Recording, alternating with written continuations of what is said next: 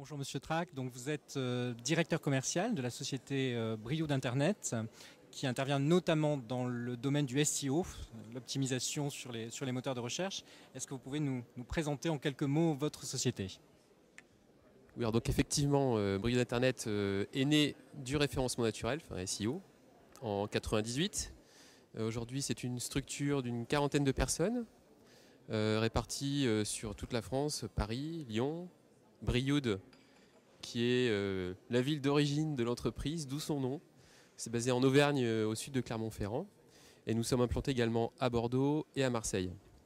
Alors Brio d'Internet a, avec le temps, et puis ça fait 13 ans qu'on existe, évolué avec son marché, évolué avec Google qui ne cesse d'évoluer en permanence. Et du référencement naturel, nous avons progressivement évolué vers des métiers supplémentaires qu'on propose aujourd'hui à nos clients, tels que l'achat de mots-clés, campagne bannière classique, tout ce qui va être comparateur, place de marché, donc tous les modèles payants qui sont assez directement en prise avec l'activité de nos clients qui sont pour une bonne part des e-commerçants. Et puis assez naturellement d'autres activités comme les réseaux sociaux, tout ce qui tourne autour du Web Analytics et donc du conseil aux entreprises pour qu'elles adaptent leur dispositif en ligne pour en tirer le meilleur résultat et le meilleur retour sur investissement. Voilà. Donc vous faites aujourd'hui un peu plus de 4 millions d'euros de chiffre d'affaires, sauf erreur de ma part. Donc vous connaissez le secteur du e-commerce évidemment. Quels sont selon vous les entreprises, les secteurs d'activité précis qui vont connaître la plus forte croissance dans les 5 ans qui viennent dans le e-commerce et grâce au e-commerce? Alors, je n'ai pas de boule de cristal encore. J'aimerais bien savoir à l'avance quels sont les secteurs qui vont être les plus porteurs. Non, je pense qu'en fait, même sur des secteurs qui sont aujourd'hui déjà bien structurés, il y a encore beaucoup de place et d'espace à des nouveaux entrants et pour que des challengers tirent leur épingle du jeu.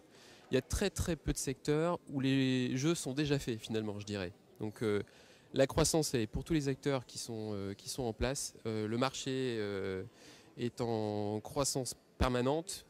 Beaucoup de PME ne sont pas encore équipés de sites internet. Les nouveaux marchés, on en voit tous les jours. Les industriels sont un peu en retard sur cette démarche souvent de présence en ligne, d'interaction directe avec les consommateurs. Ils s'y mettent quand même progressivement. Donc là-dessus, on constate des belles perspectives pour tout le monde, y compris d'ailleurs pour les réseaux de distribution de ces industriels-là. Parce que les industriels découvrent avec le web qu'on peut aussi supporter un réseau de distribution, qu'il soit en propre ou non. Donc il y a beaucoup de modèles autour de ça qui sont en train de se mettre en place, ce qu'on appelle le repos notamment, recherche en ligne, achat en physique.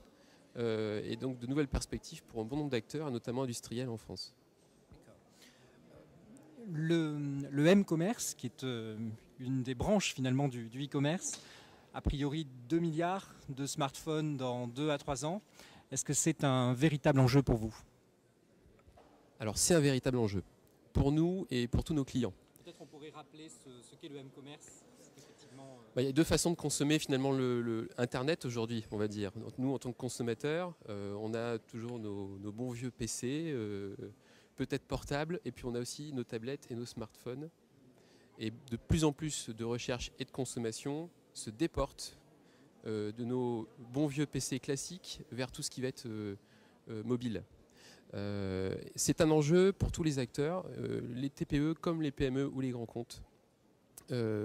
Juste un exemple, je suis consommateur, moi je ne suis pas bordelais, je ne connais pas très bien la ville, j'arrive ici à 19h30 donc hier, je prends mon smartphone et je vais chercher où aller dîner.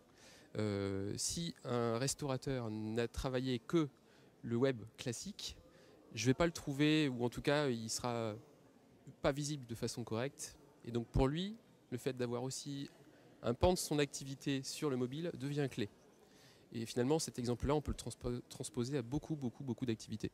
Donc le M-mobile, c'est complémentaire de ce qui se fait déjà. C'est un plus, et un plus qui devient une nécessité pour tout le monde. Une dernière question sur le référencement. Aujourd'hui, on sait que Google est absolument incontournable dans les moteurs de recherche. Ça fait de ma part plus de 90% du trafic. Comment vous positionnez-vous dans le temps? Puisque le référencement, on peut à la fois avoir le sentiment que c'est quelque chose de très très éphémère, c'est-à-dire je vais gagner des positions à un instant T, et que certaines entreprises sont appelées à fournir des prestations, j'allais dire, sur une courte durée.